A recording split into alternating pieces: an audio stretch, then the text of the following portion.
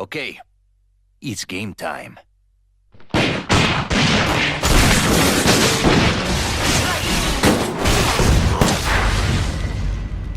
Hasta luego.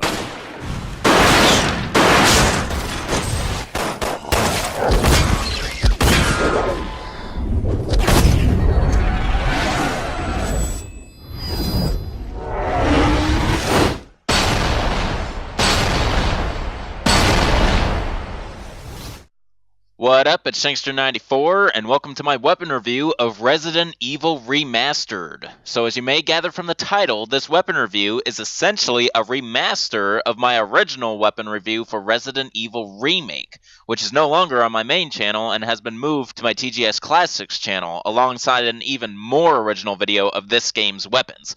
So this is literally the third time I'm showcasing these weapons, and hopefully the last, of course until the probably inevitable time when they release a 4K rendition of this game. So yeah, if you want to see previous versions of this weapon review, check out my TGS Classics channel, if you even care about it, or any of these instructions. On that matter, if you want to skip straight to the start of the reviewing, follow this time code indicated on the screen. Have to warn you though, I still commentate throughout the review, so don't expect my awesome voice to go away, because it won't. Alrighty, so basically I want to reiterate real quick that although I name these videos reviews, they're not really detailed enough for some people to regard them as reviews necessarily. A better word to use most of the time is showcase, because essentially I'm just simply showing you guys the weapons of the game, with a few tests on enemies. But it's my share of opinions and comparing of weapon to enemy results that make these more than just showcases in my personal opinion. So that's why I stick with the title of review. So now for a quick layout of how my weapon reviews work, along with a showcase of my previous weapon reviews. Before starting, I break the weapons into categories, example, melee, pistols, shotguns, etc.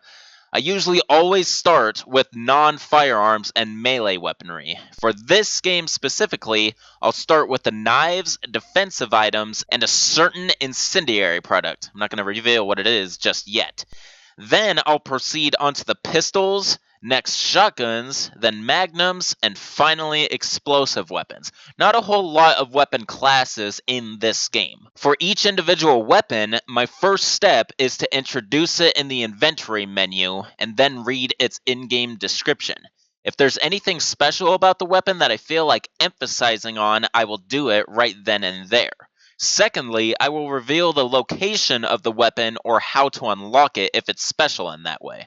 This is actually the newest task that I've added to my weapon reviews, starting with Resident Evil 7. Third step, test firing and reloading the weapon in a safe place free of nearby enemies. Probably the easiest part of the review for me.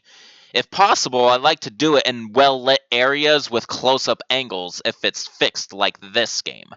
Fourth step, I announce which enemy I desire to test the weapon on, and most of the time I'll use that same enemy for the rest of the weapons within the category. Example, all handguns will be tested on zombies.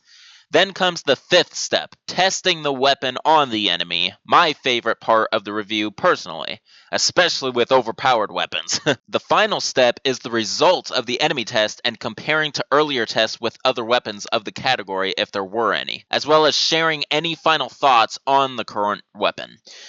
So now you know how this weapon review is going to work, so without further ado, let us delve into the weapon world of Resident Evil Remastered. To kick off this weapon review, of course, we're starting with the knives. The first one is Jill's survival knife. The reason I say Jill's is because Chris has his own survival knife. So I'll feature that as an entirely different weapon. So here's this one. Survival knife. Check out all sides of it. Oh yeah. And the in-game description as follows. A mid-size, lightweight survival knife. Jill's personal protection knife used for close encounters. Interesting. Alright, I really wonder if the descriptions are the same regardless of version of Resident Evil Remake, or if that is like an updated description. I mean, I can't really remember, but what if that's the case? Someone should check out my previous weapon review and find out real quick, because I can't do it right this second. But anyway, so there's the survival knife. Now, funny about its location, Jill starts with it. So there is no acquiring it. You start off in the very beginning of the game with it. So there's no need to show you that. So let's go ahead and proceed to testing Jill's survival knife.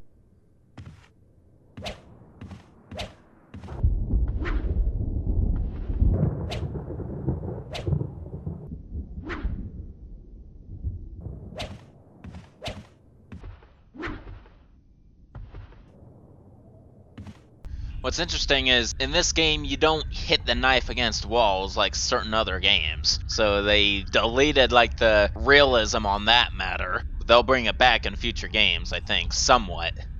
Anyway, now let's go to the enemy testing. I'm going to test the knife on a standard zombie. It's the most standard enemy in the game. There are more simplistic enemies out there, like the crow and, like, little spiders and whatnot. But I think those things will go down in one hit, even with a knife. So I'm not going to bother with them. We're just going to go straight to a zombie. It's going to be a little tough, but I can manage. I did this weapon review twice in the past, so I definitely can do it a third time. So let's see how many knife slashes it takes to defeat a standard zombie. Mind you, I'm in normal mode.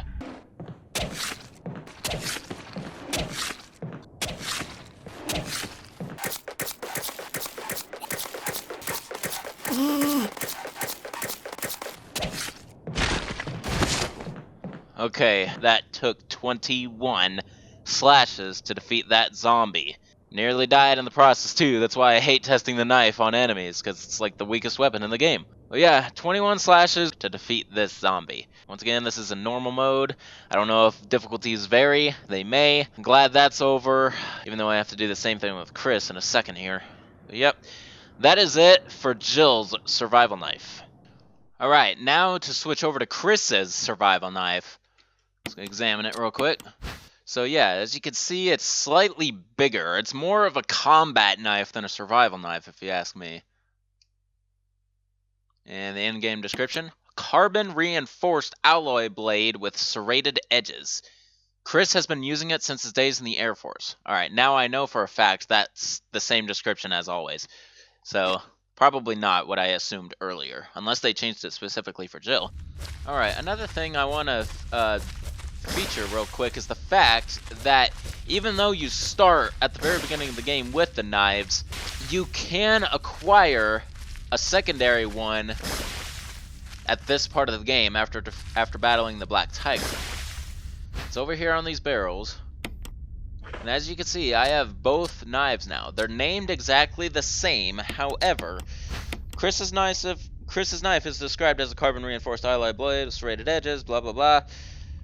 But if you examine the one you acquire, it's a survival knife. Comes in handy in desperate situations. So that's the only difference between the two knives, is the description. I don't think it changes the power or anything, simply the description. The reason they give you this knife is to destroy a web that is blocking this door over here and gain access to it. If you don't have any fuel left in the flamethrower, which will be a weapon I will review way later in this review, by the way. So yeah. Alright, just wanted to show that real quick, that you can get the knife secondarily. So let's go ahead and test it out straight off.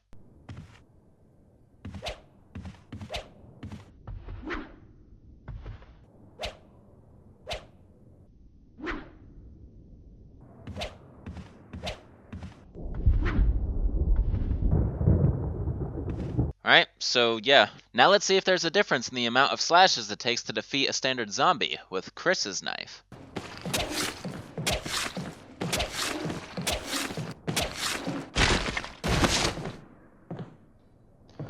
Okay, that can't be right. That only took 5 slashes. Compared to 21, there's no way in hell that knife is that powerful. I'm gonna try another zombie if there is one available, hopefully. Oh, those are crimson heads. Fuck.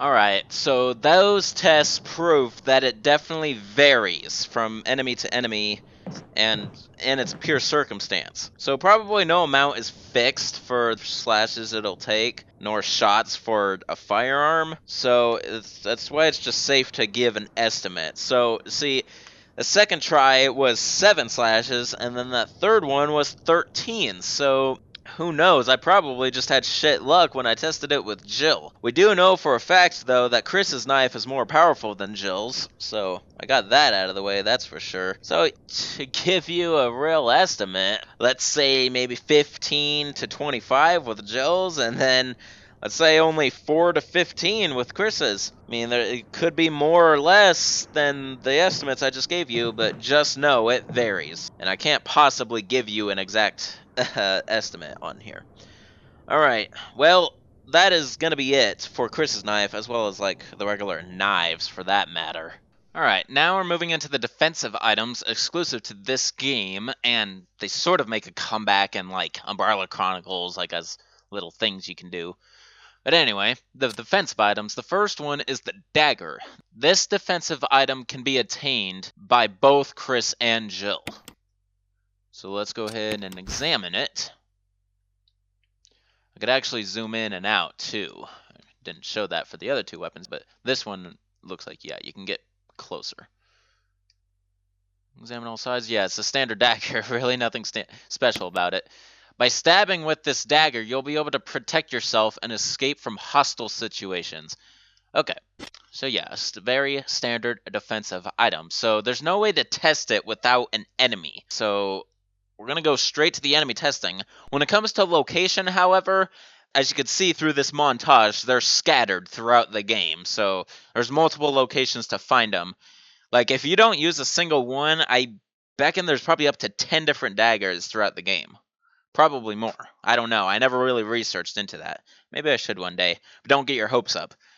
So yeah, there's the dagger for you. So let's go ahead and go straight to the enemy testing. I'm going to do something in this review that I haven't done in the previous 2 versions of it. I'm going to test it on every possible enemy that it can be used on.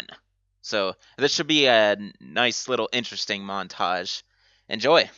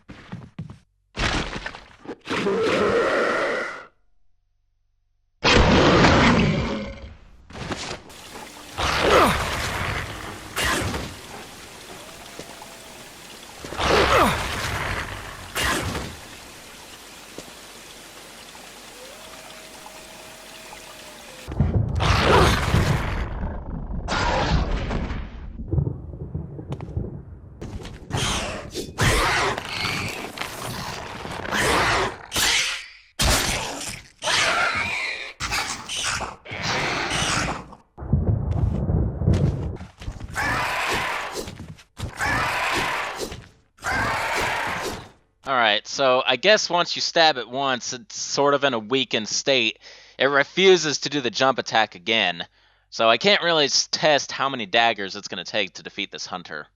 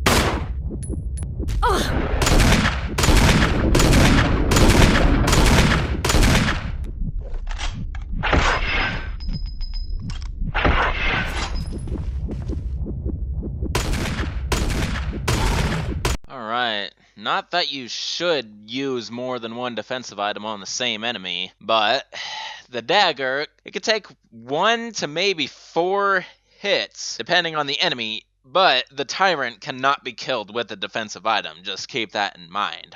But all the rest of the enemies, eventually they will die if you hit them enough times. Although the hunter, it seems it loses its ability to jump upon you once you hit it once with the dagger. Alright, well, that is it for the dagger defensive item. Now for the next defensive item, the stun gun. This is exclusive to Jill Valentine. Chris cannot use the stun gun. So let's check it out real quick.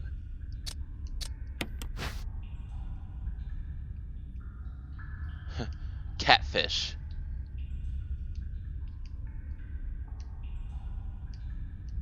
Nice, basically a taser, more or less. Alright, now the thing is, you don't collect these things necessarily. As you can see here, I acquire the charge through these battery packs that are scattered throughout the game for Jill Valentine. So essentially, it's the battery packs that give these their quantity. Alrighty, so once again, it's a defensive item, so can't test it out without an enemy. So let's go ahead and showcase all of the enemies that can be defended on with the stun gun.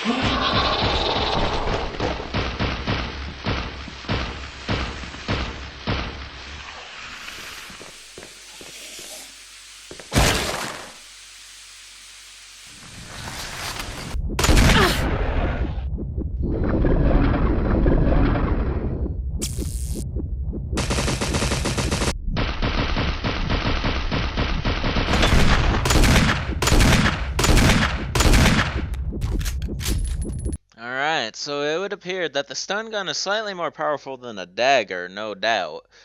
But it's still not powerful enough to take down an enemy in one stun as long as they're at full health. Every enemy I tested it on got back up after the first stun. On that matter, it is a cool little defensive item though. I love it looks funny when you're shocking the hell out of everything. Alrighty, well, that is going to conclude the stun gun defensive item. Alright, now for the last defensive item, an item that's exclusive to Chris, the flash grenade.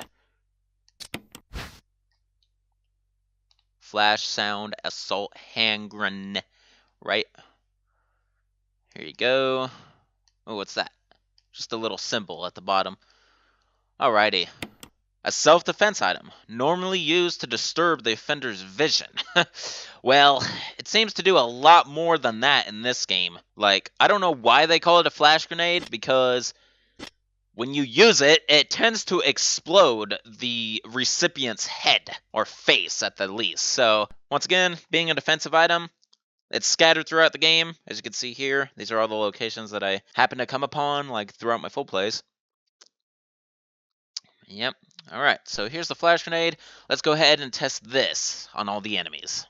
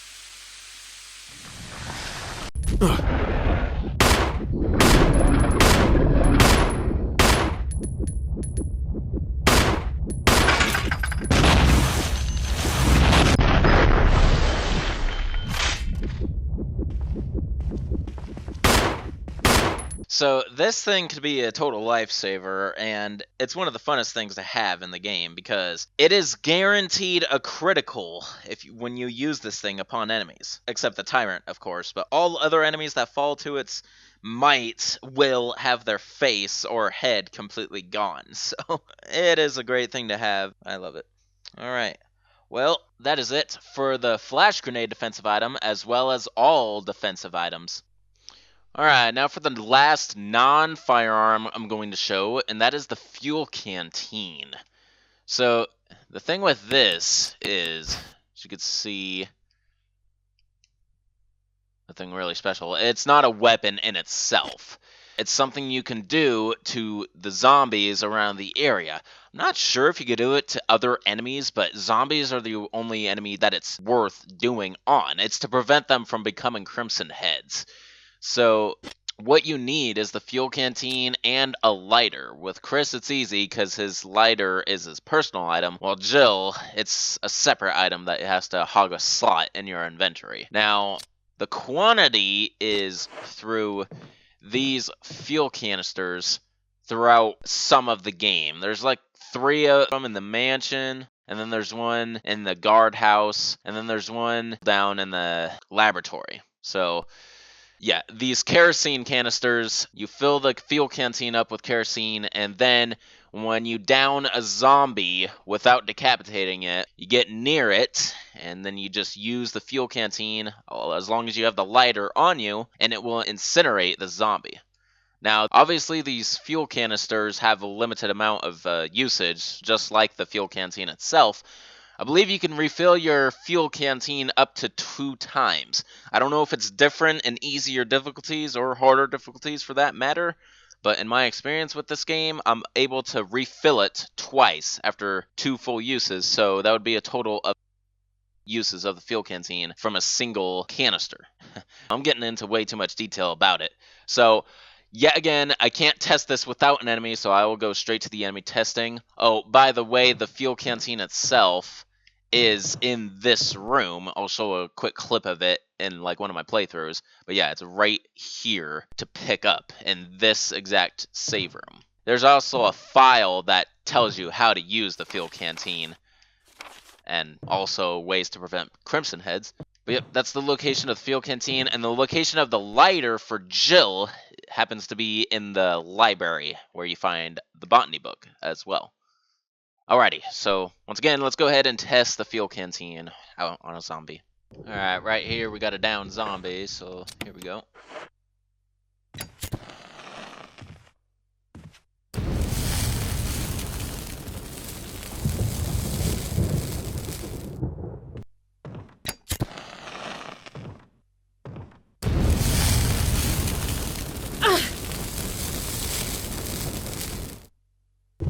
Yeah, and that will prevent him from becoming a Crimson Head. A cool thing is, if you manage to stack more than one zombie in like the same area, where they're like on top of each other, you could use one fuel canteen for both of the zombies, or more. I don't know if it's possible to stack more than two. I've never been able to achieve it. But if you can, man, you could save a lot of the kerosene. Alrighty, so I will go ahead and demonstrate using it on other enemies. I know you can do it on Crimson Heads as well, even though they're already past the point of transformation. But yeah, just to showcase it. Alright, it would appear you cannot use these on hunters. Not that you would need to, but I was just trying to test it out. But nope, I know for a fact you can do Crimson Heads though.